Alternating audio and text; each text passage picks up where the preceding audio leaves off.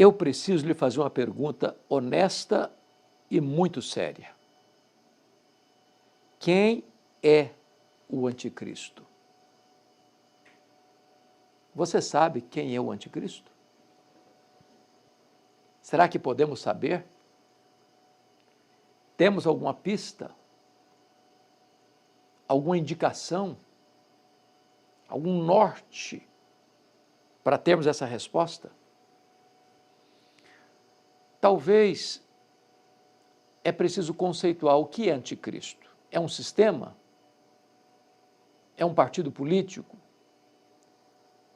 É uma ideologia? É uma corrente filosófica? É um governo impessoal? Quem é o anticristo? Durante a história, várias pessoas ousaram afirmar que o anticristo é este, ou aquele outro. Uns acharam que era Nero.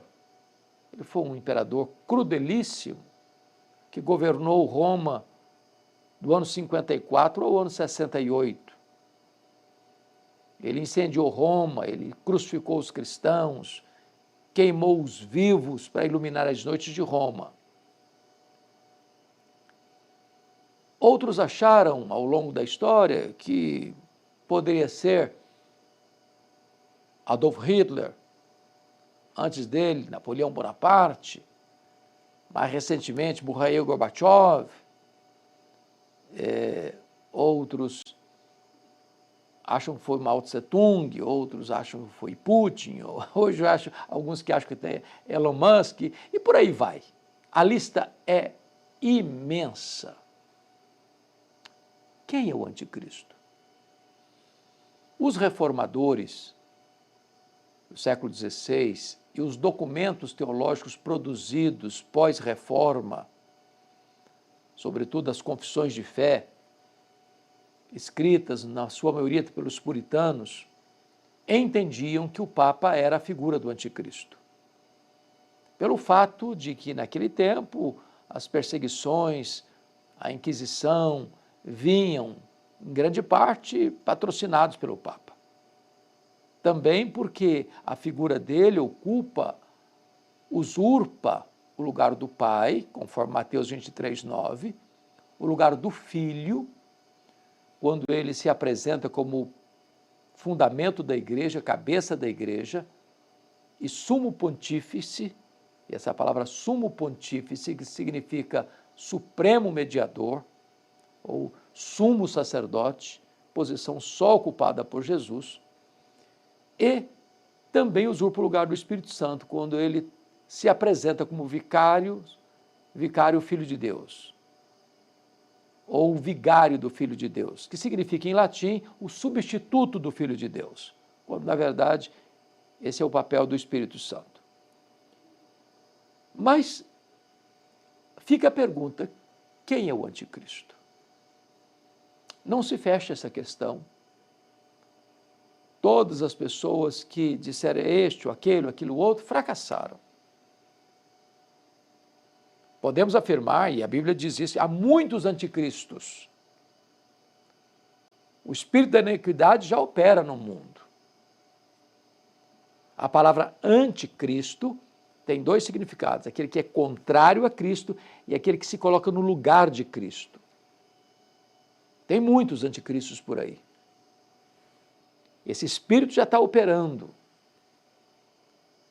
Mas eu quero examinar com você, com mais vagar, dois textos da Bíblia que apresentam de maneira mais clara quem é o anticristo.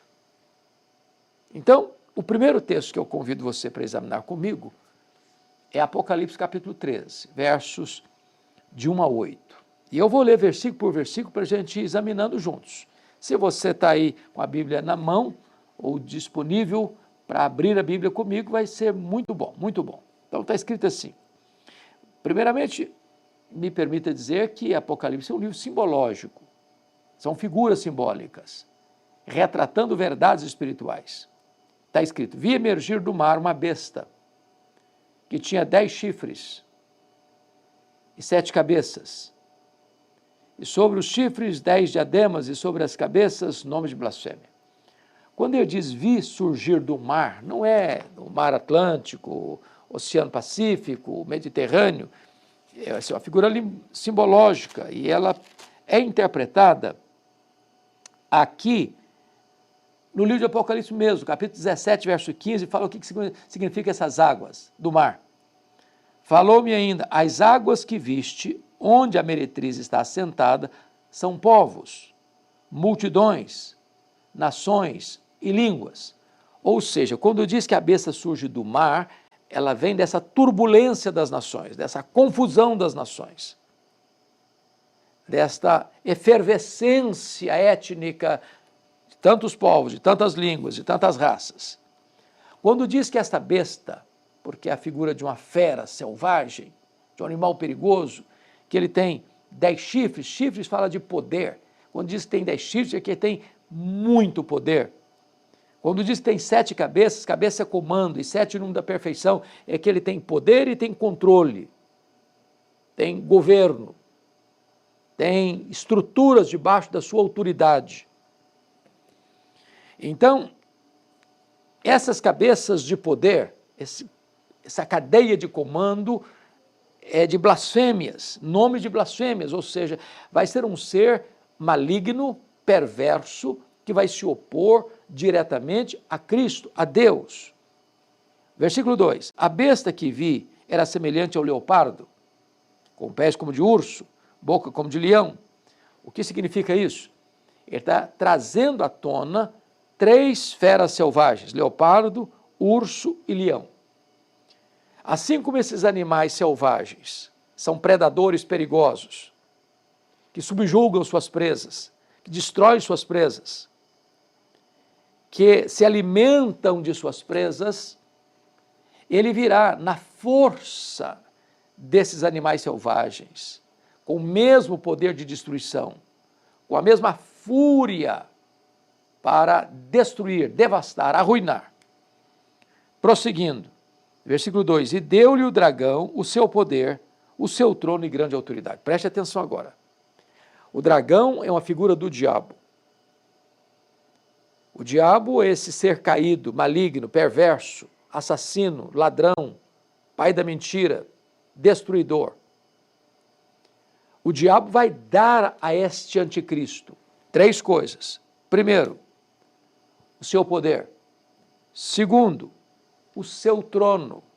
Terceiro, grande autoridade. Então você percebe que o anticristo vai ser uma espécie de incorporação do próprio diabo. O poder que ele vai exercer é o poder do diabo transferido a ele. A autoridade que ele vai ter é a autoridade do diabo transferida a ele. O trono do diabo vai ser o trono dele. Comando, controle. Versículo 3. Então vi uma de suas cabeças como golpeada de morte, mas essa ferida mortal foi curada, e toda a terra se maravilhou seguindo a besta. Ou seja, o diabo é um imitador.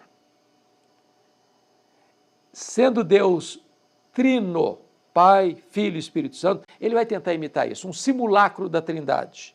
O dragão, o anticristo, o falso profeta. Como Jesus foi golpeado pela morte, morreu e ressuscitou, ele vai tentar um simulacro de morte e ressurreição. Vai se levantar de uma ferida mortal. O resultado desse fato extraordinário, está escrito, toda a terra se maravilhou seguindo a besta. Toda a terra não é terra, chão, poeira, pedra, areia. Não, toda a terra, gente, pessoas. Está escrito, toda a terra se maravilhou e seguiu o anticristo. Aqui é a figura de anticristo. Versículo 4. E adoraram o dragão, porque deu a sua autoridade à besta. Ou seja, o anticristo recebe a autoridade do diabo, e as pessoas que seguem o anticristo adoram o diabo, adoram o dragão. também adoram a besta, ou seja, o anticristo vai ser objeto de adoração, assim como o diabo vai ser objeto de adoração. As pessoas vão adorar o diabo, que é o dragão, e vão adorar a besta, que é o anticristo. Agora note, na medida em que as pessoas vão adorar o diabo e o anticristo, elas vão fazer uma pergunta, dizendo: quem é semelhante à besta? Quem pode pelejar contra ela? Agora, a figura do anticristo cresce a tal ponto, no imaginário popular, que a pergunta que as pessoas vão fazer é esta: quem é como a besta? Quem? É a figura mais importante, mais poderosa, que tem mais controle, que tem domínio de tudo. E a pergunta segunda é esta: quem pode pelejar contra ela? Quem pode pelejar contra o anticristo? Vai parecer um ser imbatível, invencível, insuperável. Porque o diabo deu para ele seu poder, seu trono e sua autoridade. Versículo 5. Foi-lhe dado uma boca que proferia arrogâncias e blasfêmias, e autoridade para agir 42 meses. Isso é um termo simbólico, na melhor das interpretações que já encontramos até hoje.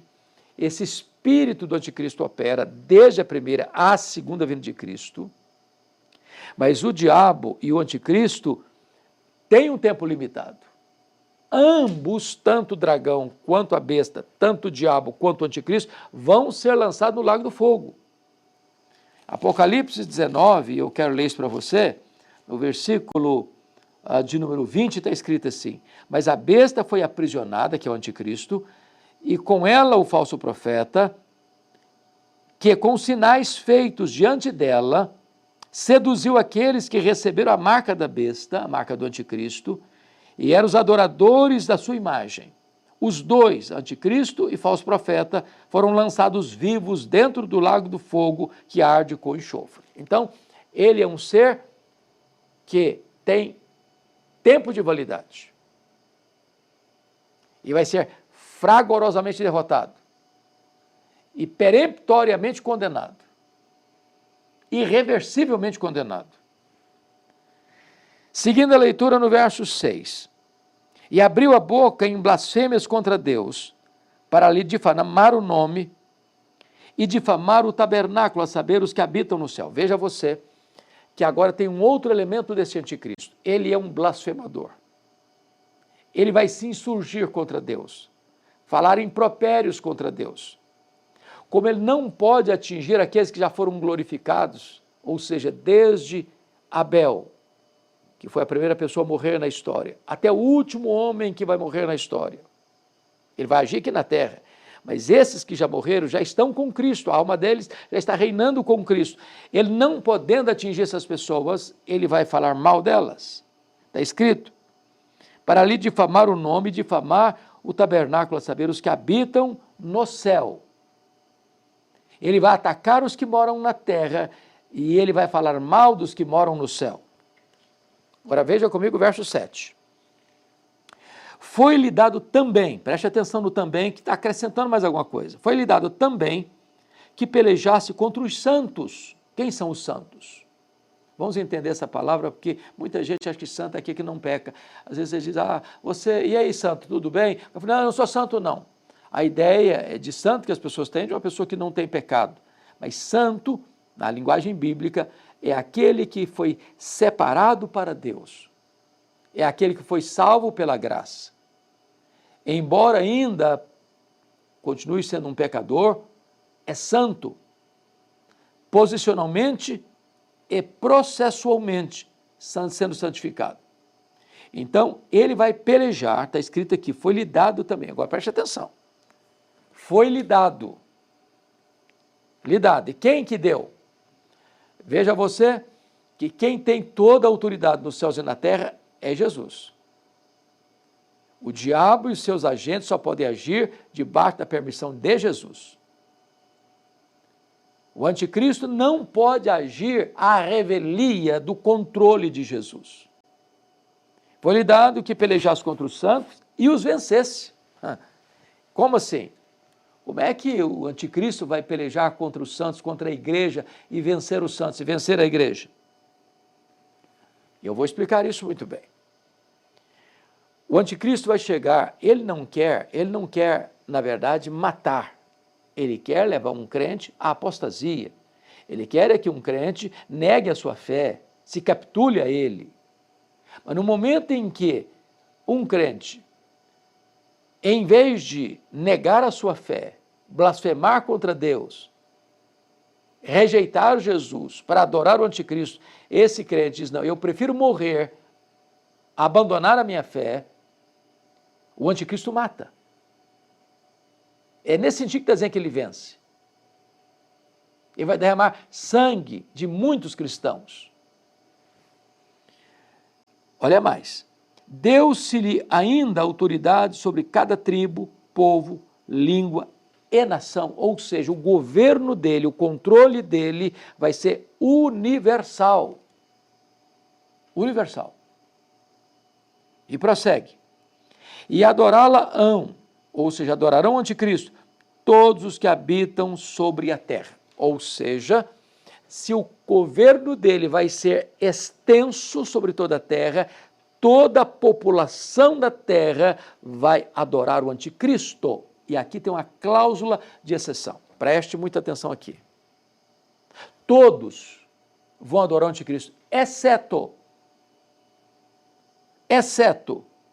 está escrito no verso 8, aqueles cujos nomes não foram escritos no livro da vida do Cordeiro. Adorá-la-ão todos os que habitam sobre a terra, aqueles cujos nomes não foram escritos no livro da vida do Cordeiro. Ou seja, todos aqueles cujos nomes foram escritos no livro da vida do Cordeiro, e esses são aqueles que creram no Senhor Jesus, foram regenerados, justificados, estão sendo santificados, são habitados pelo Espírito Santo. Esses cujos nomes estão escritos no livro da vida, nenhum desses vai adorar o anticristo. Nenhum desses. Em outras palavras, Jesus não vai perder nenhuma das suas ovelhas para o anticristo. Porém, todos aqueles cujos nomes não estão escritos no livro da vida, ou seja, que não foram regenerados, salvos pela graça, todos vão adorar o anticristo. Agora, vamos entender outra coisa aqui, porque está escrito que foi dado a ele pelejar contra os santos e os vencesse. Mas no capítulo 12 desse mesmo livro, de Apocalipse, versículo 11, está escrito assim, eles, pois, o venceram. Venceram quem? Eles quem? Os santos.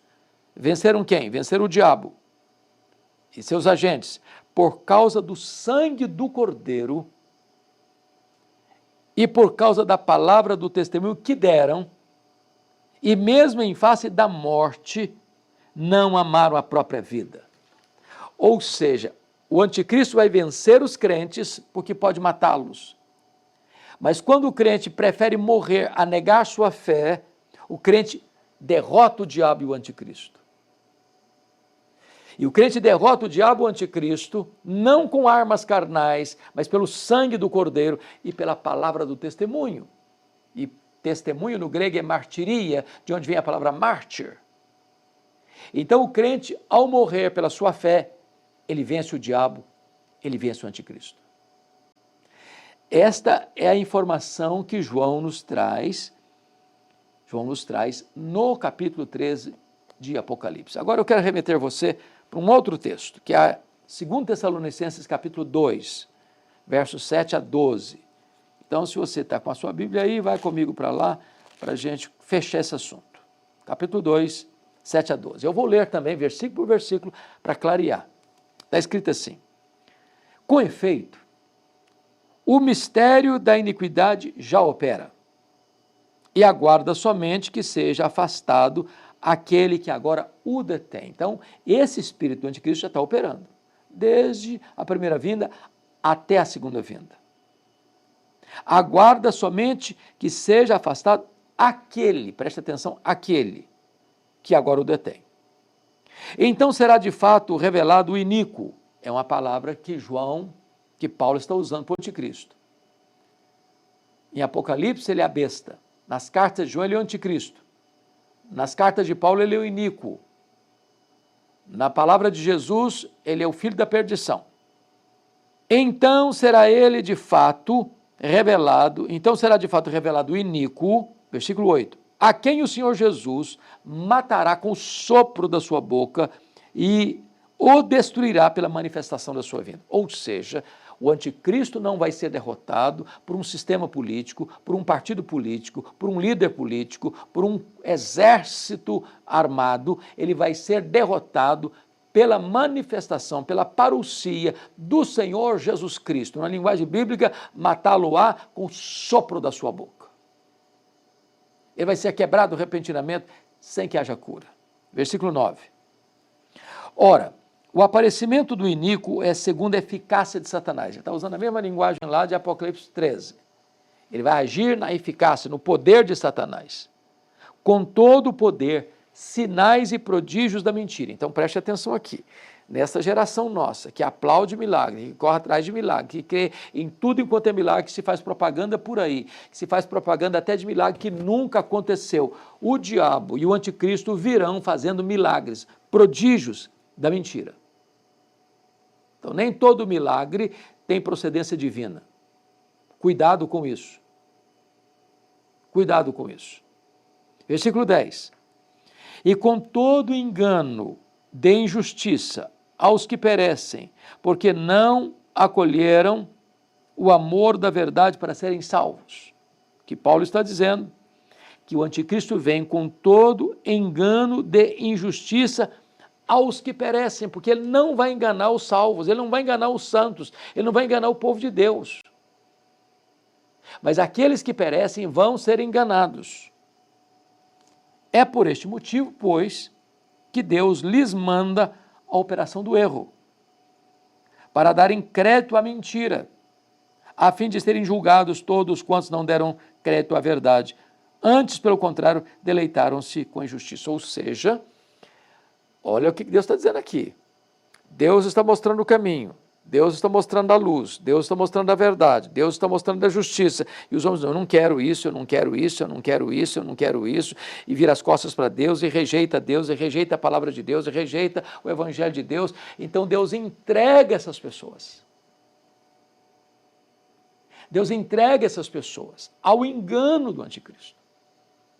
É o que está escrito aqui, a fim de serem julgados todos quantos não deram crédito à verdade. Antes, pelo contrário, deleitaram-se com injustiça. As pessoas amaram mais as trevas do que a luz. Em outras palavras, não há situação mais perigosa para um ser humano do que Deus entregar esta pessoa a si mesma. É como se o homem está pisando no acelerador para ir para o pecado e Deus pisando no freio. Ele pisa no acelerador, Deus pisa no freio. O pecador pisa no acelerador para desobedecer a Deus, Deus pisa no freio. Chega uma hora que Deus diz o seguinte, é isso que você quer? Deus tira o pé do freio. E o homem vai assodadamente para o abismo, a ponto de adorar o anticristo e o dragão. Agora, é curioso que Paulo fala a seguinte figura, ele fala aquele que o detém e depois o que o detém. O que seria isso? Muito possivelmente, versículo 6 está escrito, e agora sabeis o que o detém, para que ele seja revelado somente em ocasião oportuna, e aquele que o detém. O anticristo, ele vem conforme Apocalipse 13, interpretado por Apocalipse 17 e 15, dessa turbulência das nações. Ele vai quebrar toda a banca. Ele vai ser um líder mundial. Então, é necessário que haja uma desordem para que ele assuma. Então, um governo estruturado com leis estabelecidas é um impedimento para ele agir. Então, toda essa caotização do mundo, toda essa confusão das nações, esse bate-cabeça entre os líderes mundiais, abre espaço, abre caminho para um ditador mundial que vai ter controle. E é por isso que em Apocalipse vai falar que o número dele é número de homem, não é um partido político, não é uma ideologia, não é um sistema de governo, é um homem. E o número dele é 666. E o que significa 666? 7 é o número da perfeição, 6 é o número incompleto, 666, 666, 3 vezes repetido, o número da incompletude é o máximo da iniquidade, é o máximo da crueldade, é o máximo da violência, é o máximo do anti-Deus na história. Então, hoje o que você percebe é que o cenário para o levantamento desse líder mundial está pronto. Aliás, Arnold Toynbee, historiador, já disse que o mundo está preparado para adorar a qualquer líder que oferecer para eles paz. Hoje você percebe que os dados dos mais de 8 bilhões de habitantes do planeta podem ser empacotados na cabeça de um alfinete. O avanço tecnológico, a comunicação célere, a inteligência artificial, o controle e o supercontrole, hoje consegue ter dados de todos os habitantes da Terra, tudo debaixo de um controle. Imagine isso nas mãos de um ditador mundial, que reúne em si poderes sobre-humanos, que receberá autoridade, o trono e o poder de Satanás. Foi-lhe dado esse poder por um tempo limitado, a ponto de ele ser adorado em todas as nações da terra e por todas as pessoas da terra, exceto aquelas cujos nomes não estão escritos no livro da vida. Quem é o anticristo? É este ser humano que recebe um poder maligno para agir em um tempo limitado, com poder limitado, que só Deus tem todo o poder. E é necessário que você se prepare. É necessário que você esteja preparado. Porque a única maneira de se escapar deste poder quando ele chegar é você estar abrigado debaixo do sangue de Jesus, da palavra do testemunho. Eu espero que esta reflexão possa ter ajudado você a compreender um pouco melhor quem é o anticristo. Que Deus ajude a você, que Deus abençoe sua vida. Está na hora de você se voltar totalmente para Jesus.